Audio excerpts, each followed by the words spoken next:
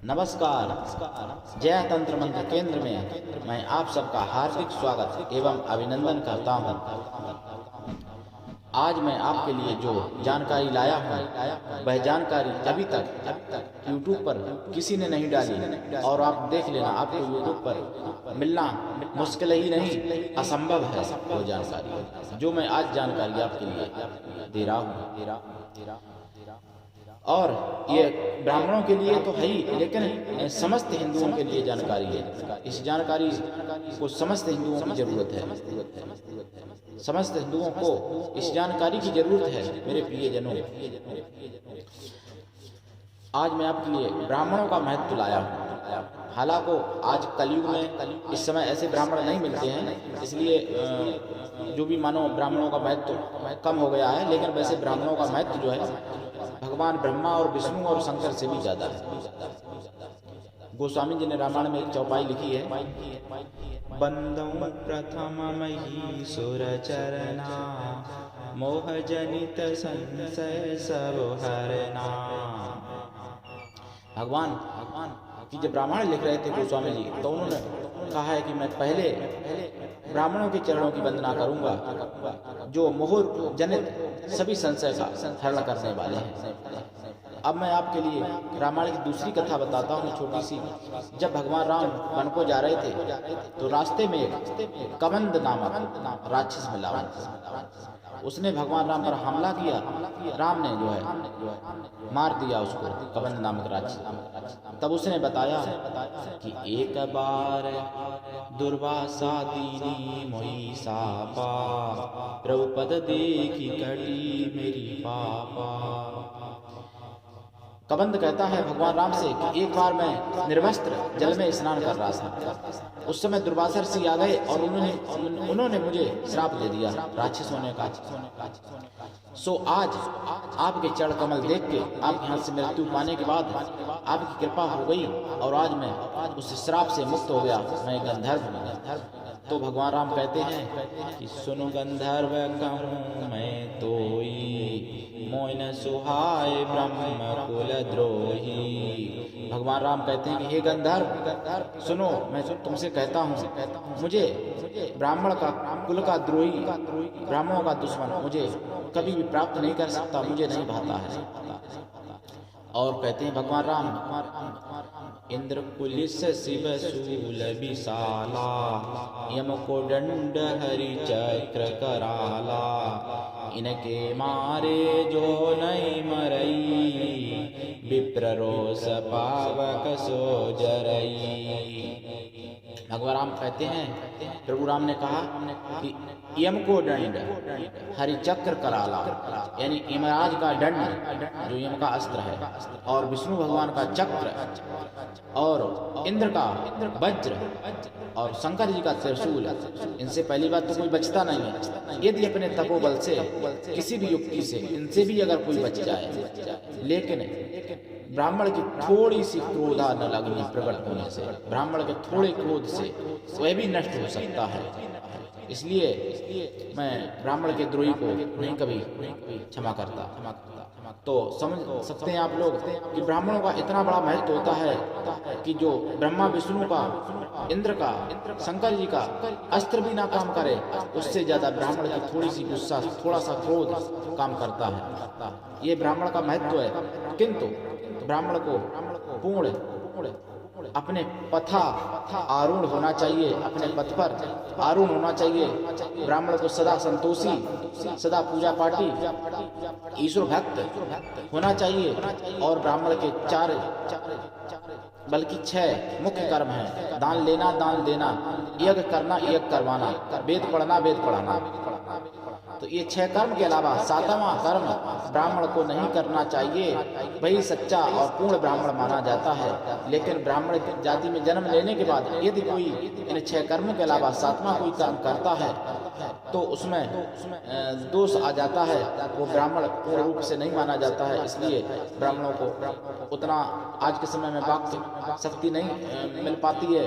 वैसे पहले हमारे ब्राह्मण जो थे वो श्राप भी दे सकते थे और वरदान भी दे सकते थे, और उसके उन ब्राह्मणों के वरदान या श्राप के दिए हुए को ब्रह्मा विष्णु महेश त्रिदेवों में से कोई भी नहीं काट सकता था। ब्राह्मणों में ऐसी ताकत है।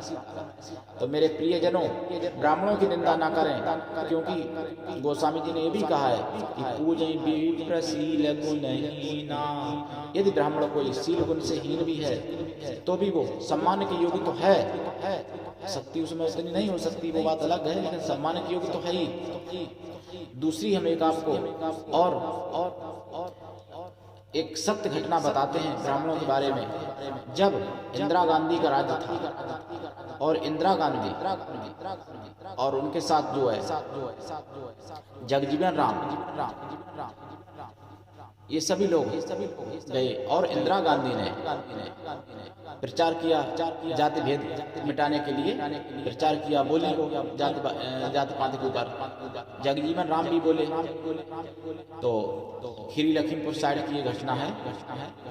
तो उस समय क्या हुआ, एक सभा, मतलब उसी सभा में वहाँ एक ब्राह्मण बैठे थे। वो ब्राह्मण उठे, ब्राह्मण और भी बहुत लोग रहे होंगे, लेकिन वो सच्चे ब्राह्मण थे, उठे और उन्होंने वहीं मंच पर जाकर एक जल लोटा ले गए थे और उसी लोटा में जनेऊ अपना उतार के लपेट कर रख दिया लोटा में, और कहा कि जो जाति पात को नहीं मानता, जो कहते हैं कि ब्राह्मण कुछ नहीं है, जो कहते हैं कि जाति पात कुछ नहीं है, जिसमें ये सामर्थ्य हो, तो वो अगर कोई शूद्र का जाया हो, यानी वो, मैं किसी जाति पाति की बुराई नहीं कर रहा हूँ, लेकिन सत्य घटना है। उन्होंने कहा कि जो ब्राह्मण के वंश में जिसका जन्म ना हुआ हो, जिसका जन्म क्षत्रिय और वैश्य के वंश में ना हुआ हो और वैग वर्ण भी ना हो, केवल शूद्र हो, उसके माता पिता शूद्र हो और उसके कोई और जाति के संस्कार भी ना हुए हों, पूर्ण रूप से वो शूद्र हो, और वह मेरे जनेऊ को छू के दिखाए, यदि वो भस्म ना हो जाए तो मैं आज से ब्राह्मण से छोड़ दूंगा। तो वहाँ सभा में कई हजार लोग थे, लेकिन किसी की हिम्मत नहीं पड़ी कि उनके जनेऊ को स्पर्श करे। और उसके बाद में उन्होंने अपना जनेऊ वापस लोटा में से लिया और अपना धारण कर लिया। तो जनेऊ में ऐसी ताकत है, अगर अभिमंत्रित करके रख दिया जाए और जनेऊधारी सच्चा है और जनेऊ वास्तव में पूर्ण रूप से जनेऊ के नियम पालन किया हुआ जनेऊ है, जनेऊधारी पूर्ण नियम पालन करते हैं ब्राह्मण, और उनका जनेऊ शूद्र अगर छू ले तो आज भी भस्म हो सकता है, वो आज भी जनेऊ में क्षमता है। किंतु जनेऊ की बहुत बड़ी गरिमा है। जनेऊ केवल धागा मात्र नहीं है, लेकिन जनेऊ की गरिमा हमारे कुछ अनजान ब्राह्मणों के कारण मान लो, या कुछ व्यस्तता के कारण मान लो, जो भी है वो मैं नहीं कहना चाहूँगा, तो इसके कारण जनेऊ की गरिमा से दूर होते चले गए, इसलिए जनेऊ से फायदा नहीं होता है। नहीं तो जनेऊ से आज भी इतनी फायदा होती है कि उसके आगे सारे तंत्र मंत्र कवच सब कुछ फेल है। जनेऊ ब्रह्म कवच है, जनेऊ में बहुत बड़ी ताकत। तो ऐसे जनेऊधारी ब्राह्मण जो हैं वो साक्षात पृथ्वी पर, इन्हीं ब्राह्मणों को भूसुर इसलिए कहा गया, भू माने पृथ्वी और सुर माने देवता, पृथ्वी के जीते जागते देवता हैं तो वो ब्राह्मण है। तो इसलिए जब मुगलिया शासन आया था तब जाति पात का भेद फैला करके और सभी हिंदुओं को तोड़ा गया, सभी हिंदुओं को तोड़ा गया, क्योंकि उन्होंने सोचा कि हिंदू भोले भाले हैं, अनपढ़ हैं ज़्यादातर लोग, तो देहात में रहने वाले हैं, उनको एकत्रित करो। तो एकत्रित कैसे करो?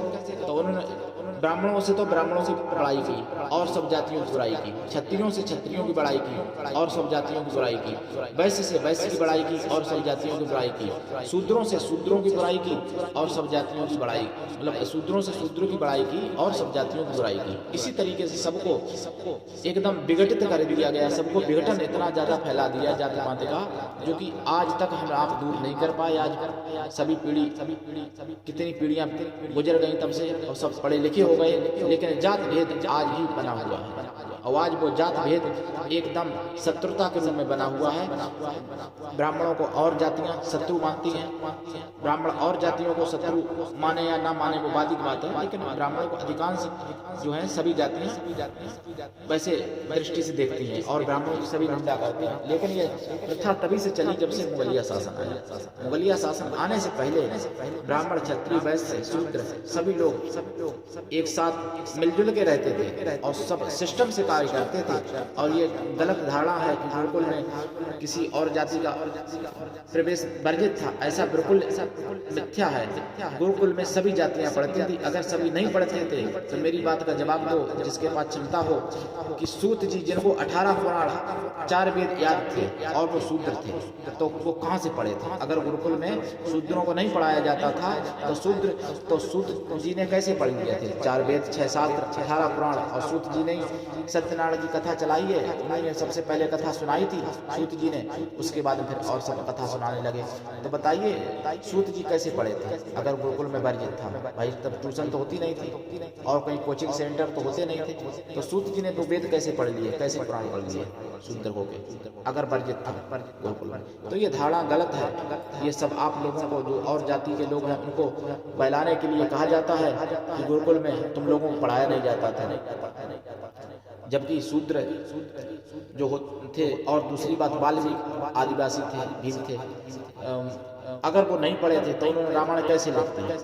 भले डाकू थे, वो बाद की बात है, लेकिन अगर पढ़े नहीं थे तो रामायण कैसे लिख दी? बिना पढ़े तो नहीं लिख दी होगी। अगर बिना पढ़े कोई लिख दे तो आज कोई बिना पढ़ा, मैं कहता हूँ, एक कांड ही लिख दे रामायण के। उन्होंने तो 8 कांड लिखे थे वाल्मीकि जी ने। और कई ऐसे प्रमाण मिलते हैं जहाँ पर बताया जाता है हमारे यहाँ कि ऐसे ऐसे शूद्र पढ़े होते थे, लेकिन ये गलत धारणा आप लोगों के मन में बैठा दी गई। और जो शूद्र लोग हैं, जो दलित लोग हैं, वो उसी धारणा को मान लिए। तो ऐसा नहीं है, सभी जातियां पढ़ती थी गुरुकुल में, और सब भाई की तरह एक तरह से सभी वर्ण, चारों वर्ण रहते थे, और सब काम सिस्टम से होता था। लेकिन वो सिस्टम मिट गया और उसी से अपने देश में पतन हुआ, और आज पतन के रास्ते पे ऐसे खड़ा हो गया कि जिसको दूर करना एकदम असंभव हो गया। तो मेरे प्रियजनों, ये जानकारी सभी जातियों के हित में है, इसलिए जन जन तक पहुँचाने की कृपा करो। और यदि आप मेरे चैनल पर नए हैं तो मेरे चैनल को आप अवश्य सब्सक्राइब कर लें, ताकि मैं कोई भी वीडियो डालूं, आप विश्व में किसी भी कोने में हैं, आप तक वो वीडियो तुरंत पहुंचे। और आप इस वीडियो को अधिक से अधिक लाइक करो, शेयर करो। अगर कोई आपके मन में कोई समस्या है, कोई भ्रांति है, तो आप कमेंट भी कर सकते हो, आपके लिए कमेंट बॉक्स खाली है। यदि तंत्र मंत्र से जुड़ी आपके जीवन में कोई भी समस्या है, जैसे विवाह बाधा, प्रेम बाधा, नौकरी में बाधा, कारोबार में बाधा, या अन्य कोई बाधा, भूत प्रेत बाधा, तो आप मुझसे अवश्य संपर्क कर सकते हैं।